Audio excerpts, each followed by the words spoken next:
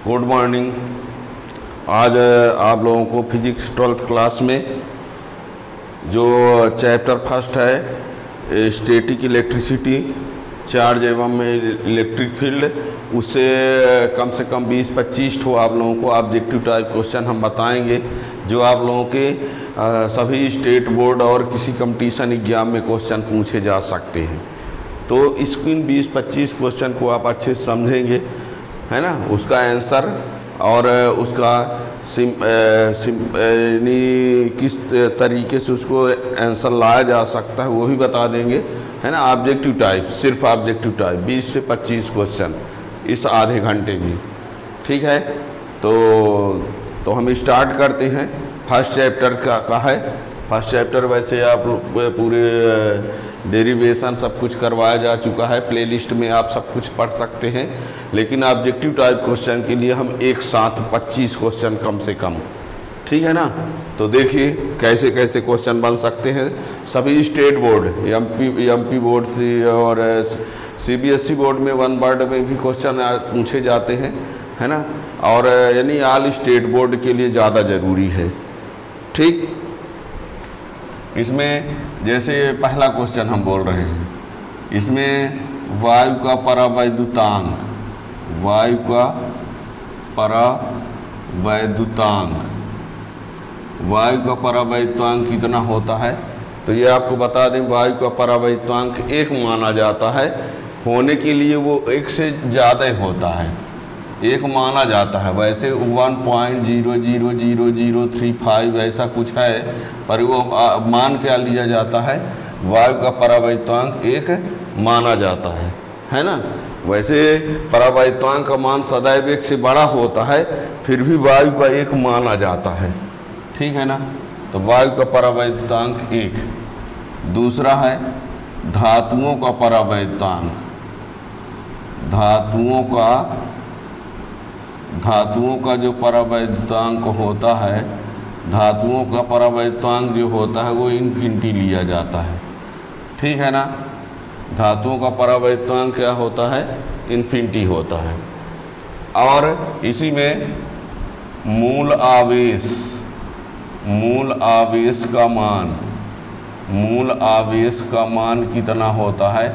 तो मूल आवेश का मान होता है जितना इलेक्ट्रॉन में आवेश होता है।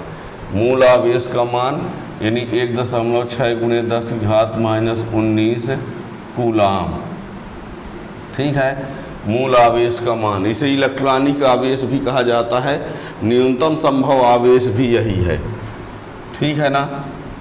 आवेश का क्वांटीकरण, आवेश का क्वांटीकरण, तो आवेश का क्वांटीकरण में क्या लिखते हैं, Q ± यानी E, यानी किसी वस्तु में जो आवेश का मान होता है मूल आवेश का पूर्ण गुणज होता है।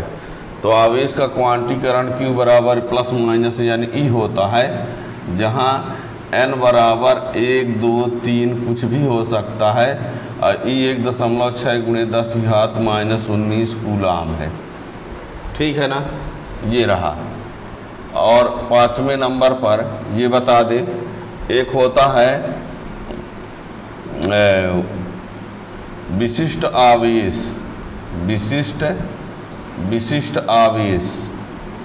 तो यहाँ पर विशिष्ट आवेश हम जो लिखेंगे वो इलेक्ट्रॉन का लिखेंगे। किसका? इलेक्ट्रॉन का विशिष्ट आवेश। तो इसका विशिष्ट आवेश होता है 1.76 ×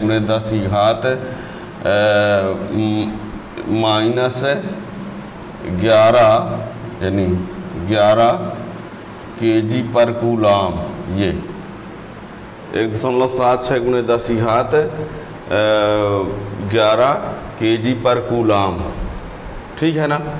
और ये विशिष्ट आवेश होता क्या है ये भी जान लो। विशिष्ट आवेश क्या होता है, आवेश बटे द्रव्यमान। विशिष्ट आवेश कैसे लाते हैं, आवेश बटे द्रव्यमान से। तो इलेक्ट्रॉन का आवेश होता है 1.6 × 10⁻⁻19 और इसका द्रव्यमान होता है 9.1 × 10⁻31। और इसको सॉल्व करेंगे तो ये आ जाएगा, है ना। तो विशिष्ट आवेश ये इलेक्ट्रॉन का विशिष्ट आवेश है, ठीक है ना। और यहाँ पर एप्सिलॉन 0 का मात्रक, एप्सिलॉन 0 क्या है? निर्वात की विद्युतशीलता है, इसका मात्रक होता है N-1 मीटर-2 कूलम स्क्वायर। इसी का एक मात्रक और होता है फैराड पर मीटर, इसी का मात्रक ये भी होता है, ठीक है ना। एप्सिलॉन नॉट का मात्रक N-1 मीटर-2 कूलम स्क्वायर। ये 1/4 पाई एप्सिलॉन नॉट का मान, तो इसका मान कितना होता है? 9 × 10⁻⁹ मीटर स्क्वायर कूलम -2, ठीक है ना। अब ये बता दें, एक कूलम आवेश में इलेक्ट्रॉनों की संख्या, एक कूलम आवेश में इलेक्ट्रॉनों की संख्या, तो 6.25 × 10⁻18। एक कूलम आवेश में इलेक्ट्रॉनों की संख्या 6.25 × 10⁻18। ये कैसे होता है? N बराबर Q/E होता है। तो एक कूलम यानी एक, इसका मान 1.6 × 10⁻⁻19, इसको हल करेंगे तो ये आ जाएगा, ठीक है ना। तो एक कूलम आवेश में इलेक्ट्रॉनों की संख्या इतनी होती है, ठीक। फिर क्या है? यदि Q1 × Q2 > 0, तो इनके बीच लगने वाले बल की प्रकृति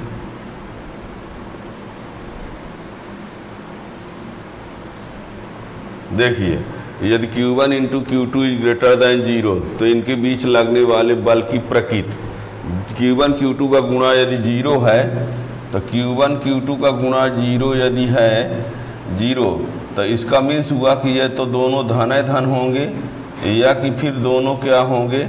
ऋण होंगे, ठीक है। यदि Q1 Q2 का गुणनफल 0 से बड़ा है, तो इसका अर्थ है कि दोनों या तो प्लस होंगे या दोनों माइनस। तो फिर इसमें बल कैसा लगेगा? प्रतिकर्षण। कैसा लगेगा? प्रतिकर्षण। तो बल किस प्रकृति का होगा? प्रतिकर्षण, ठीक है। और यही यदि Q1 × Q2 < 0, तो इनके बीच बल की जो प्रकृति होगी वो क्या होगी? आकर्षण प्रकृति की होगी। इनके बीच लगने वाला बल क्या होगा? आकर्षण बल होगा, ठीक है ना। और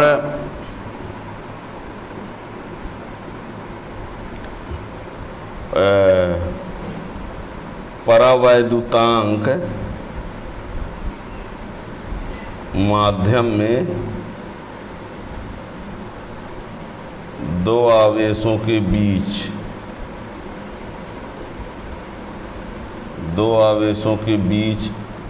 बल का मान, परावैद्युतांक माध्यम में दो आवेशों के बीच बल का मान, तो इसमें क्या होता है? घटता है। क्या होता है?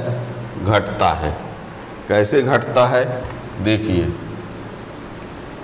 होता क्या है?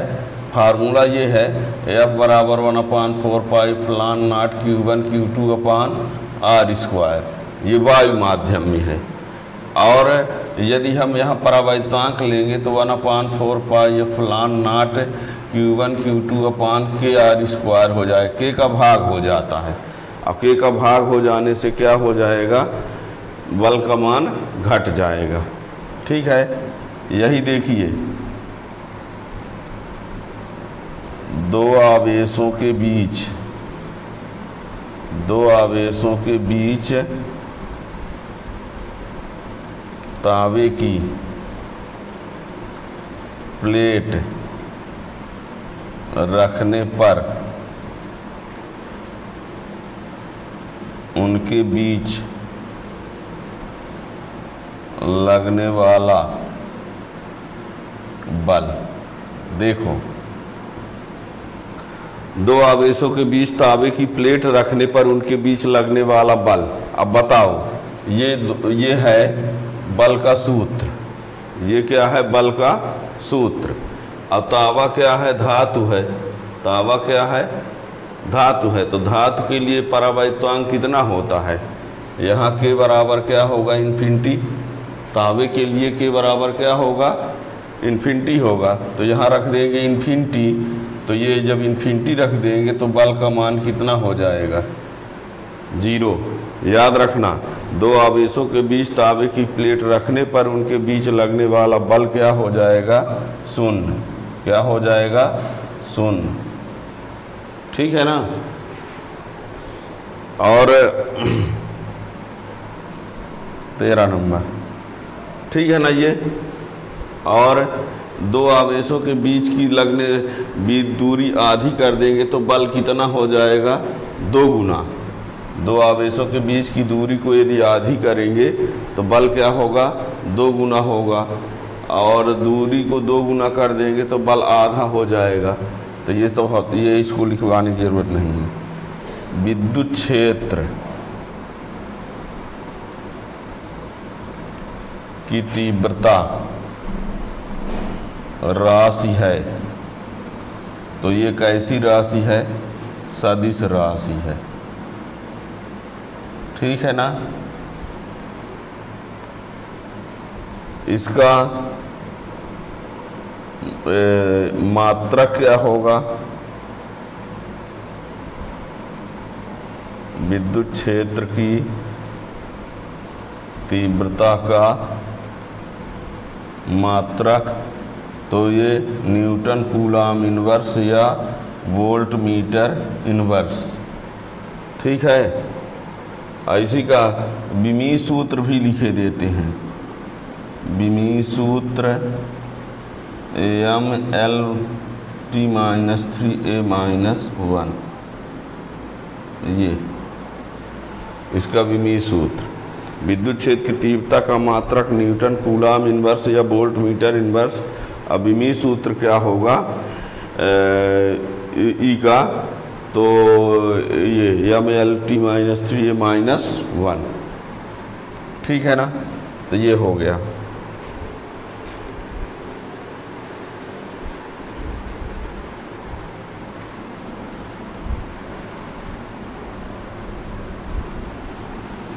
अब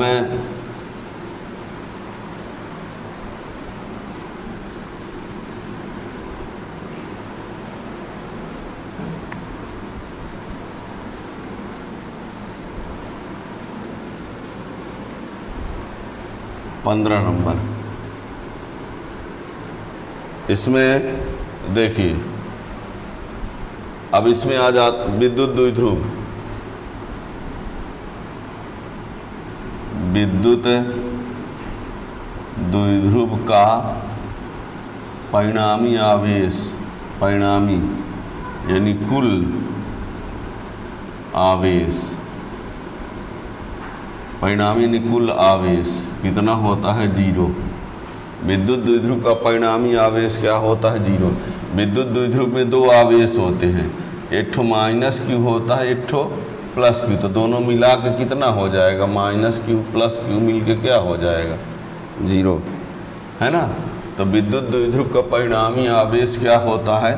0 होता है। आदर्श विद्युत द्विध्रुव का आकार एवं द्विध्रुवाघूर्ण क्या होता है? ये भी सुन। ठीक है ना? द्विध्रुवाघूर्ण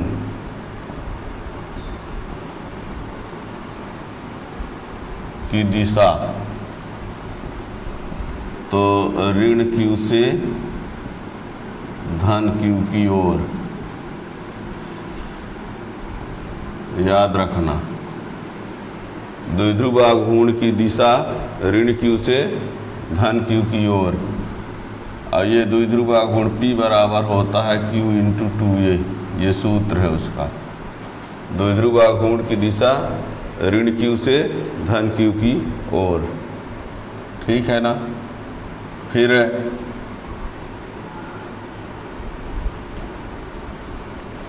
विद्युत बल रेखाएं, विद्युत बल रेखाएं तो यहाँ खुला वक्र बनाती हैं।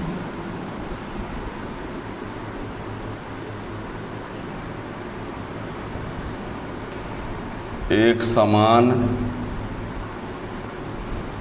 विद्युत क्षेत्र में विद्युत क्षेत्र रेखाएं, एक समान विद्युत क्षेत्र में विद्युत क्षेत्र रेखाएं तो क्या लिखेंगे? समांतर होती हैं। कैसी होती हैं? समांतर होती हैं। ठीक है ना।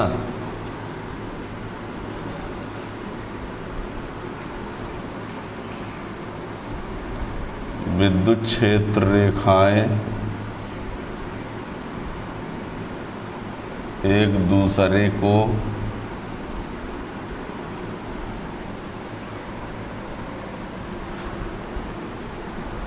कभी नहीं काटती हैं।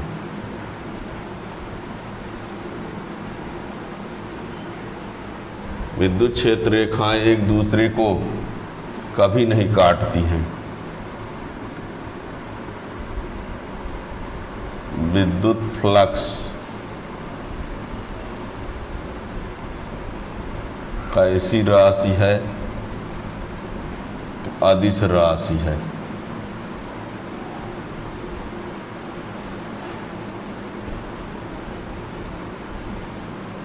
ठीक है।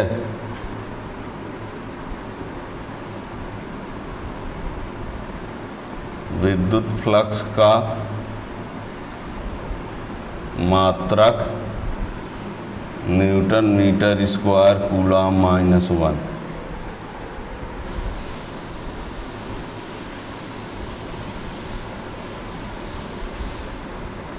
विद्युत फ्लक्स का विमीय सूत्र तो क्या हो जाएगा? ml square ml cube T-3a-1। ये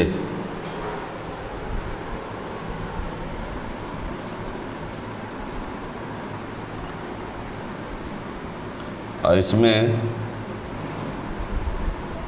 यदि पृष्ठ विद्युत क्षेत्र के समांतर है तो विद्युत फ्लक्स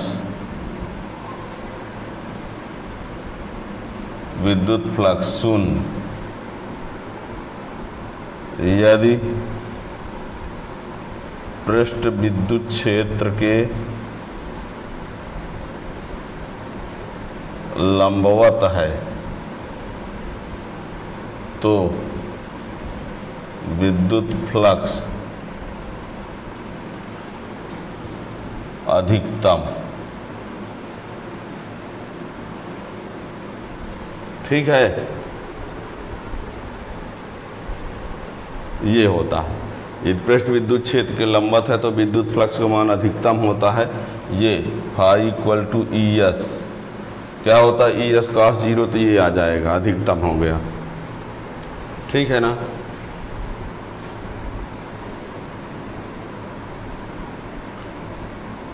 यदि किसी घन के अंदर Q आवेश है तो उसके एक पृष्ठ से संबद्ध विद्युत फ्लक्स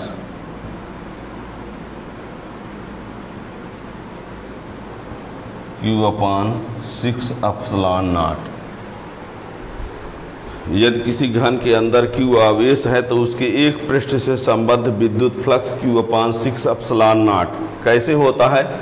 जैसे मान लीजिए कोई घन है और उस घन में कितनी फलक होती हैं, 6 पृष्ठ होते हैं, तो उन 6 के छावों का विद्युत फ्लक्स होता है Q/ε0।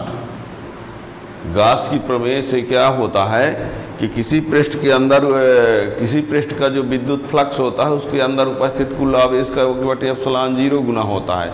तो ये घन में 6 पृष्ठ होती हैं तो उसका जो विद्युत फ्लक्स होता है वो Q/ε0 होता है, 6 के छावों पृष्ठ का।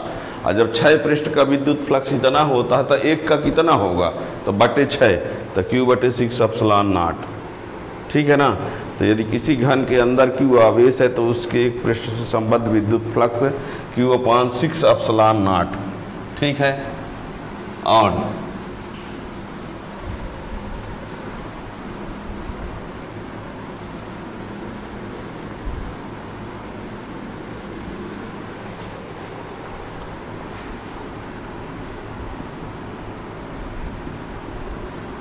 यदि किसी पृष्ठ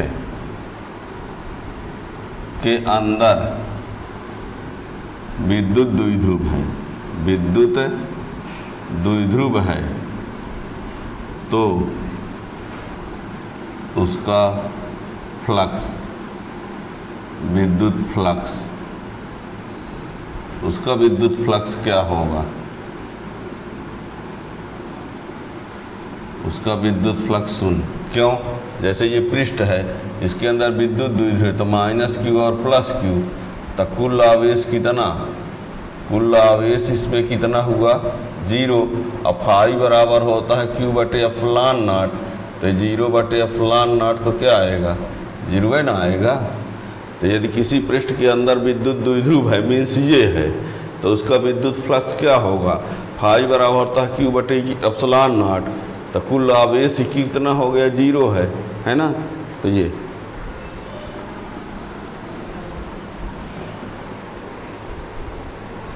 28, ये पृष्ठ है S1 और ये पृष्ठ है S2। इसके अंदर आवेश Q है और इसके अंदर आवेश क्या है, 2Q है ना। तो φ1/φ2 बराबर क्या होगा, देखिए यदि इस पृष्ठ के अंदर आवेश Q है, इसके अंदर आवेश 2Q है, ठीक है, तो इसका फ्लक्स बटे इसका फ्लक्स φ1 इक्वल टू क्या होगा Q/ε0 और इसका फ्लक्स φ2 इक्वल टू क्या होगा, ये आवेश और ये आवेश दोनों मिलकर तो 3Q/ε0। ध्यान दीजिए, इसका फ्लक्स बराबर होगा Q/ε0 और इसका फ्लक्स जब लेंगे तो कुल आवेश इसके अंदर का, तो इसके अंदर का आवेश ये भी कहलाएगा और ये भी कहलाएगा। तो ये Q/ε0 होगा, इसका 3Q/, तो ये कितना आएगा, इसको जब डिवाइड करेंगे तो ये इससे कैंसिल, ये इससे कैंसिल, तो क्या आएगा 1/3। ठीक है ना, याद रखिएगा ये। अब बलयुग्म आघूर्ण,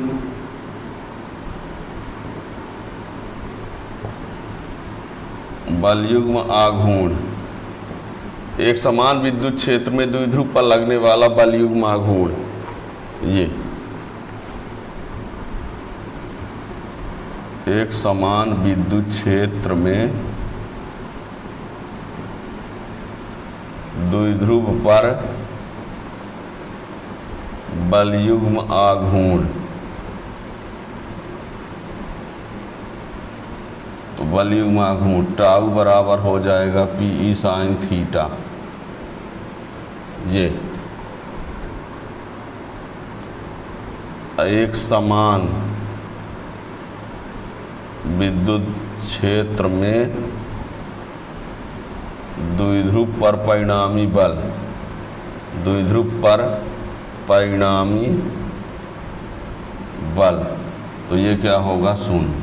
क्या होता है, जैसे ये विद्युत द्विध्रुव हुआ, ये विद्युत क्षेत्र है और ये विद्युत द्विध्रुव है, यहाँ एक बल लगेगा ये QE और ये बल लगेगा एक ठो QE।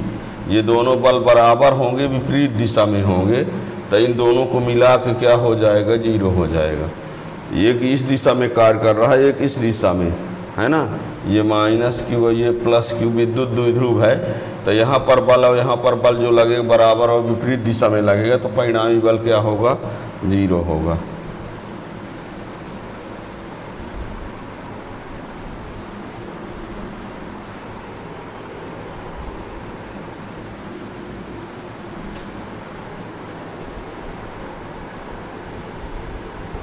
ठीक जी।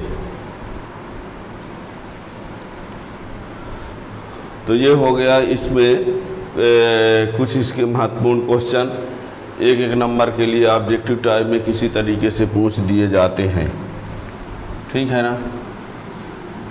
और इसमें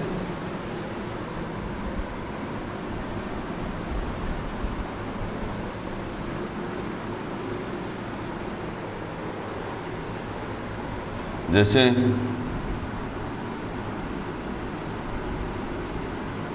किसी वस्तु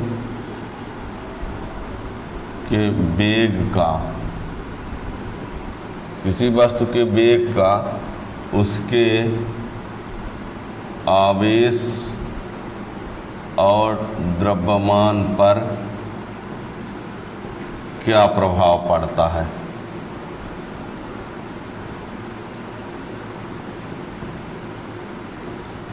किसी वस्तु के वेग का उसके आवेश और द्रव्यमान पर क्या प्रभाव पड़ता है, एक ये है। तो ये बता दें, आवेश पर कोई प्रभाव नहीं पड़ता है, कोई प्रभाव नहीं पड़ता है। यदि कोई वस्तु, किसी वस्तु के वेग का उसके आवेश और द्रव्यमान पर कोई प्रभाव नहीं पड़ता। वस्तु चाहे वो गतिमान हो चाहे स्थिर हो, जैसे भी हो, उसमें जितना आवेश है उतना रहेगा ही। और द्रव्यमान जो होता है, तो द्रव्यमान m बराबर होता है m0/1 - v²/c²। ये द्रव्यमान m बराबर m0/1 - v। v क्या है, वस्तु का वेग, और c क्या है, प्रकाश की चाल, और m विराम द्रव्यमान यानी प्रारंभिक द्रव्यमान या वास्तविक द्रव्यमान, ठीक है ना। ये भी वस्तु का वेग है, c प्रकाश की चाल है, m0 विराम द्रव्यमान, प्रारंभिक द्रव्यमान या वास्तविक द्रव्यमान। तो ये यदि किसी वस्तु के किसी वस्तु के वेग का उसके आवेश और द्रव्यमान पर क्या प्रभाव पड़ता है, किसी वस्तु के वेग का उसके आवेश और द्रव्यमान पर क्या प्रभाव पड़ता है, तो आवेश पर कोई प्रभाव नहीं पड़ता है और द्रव्यमान ये हो सकता है, ठीक है ना। ये अब यहाँ पर Q ग्रेटर देन 0, Q मान लो 0 से बड़ा है, तो विद्युत बल रेखाएं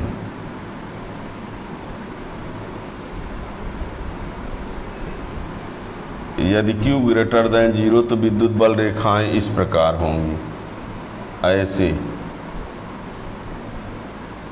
ये यदि ये Q ग्रेटर देन 0 तो, और यदि Q लेस देन 0 तो विद्युत बल रेखाएं ये लीजिए, ये लेस देन 0 है, मतलब ऋण में होगा, ठीक है ना। तो इस प्रकार से आप लोग याद रखेंगे एक एक नंबर वाले ऑब्जेक्टिव क्वेश्चन। Thank you.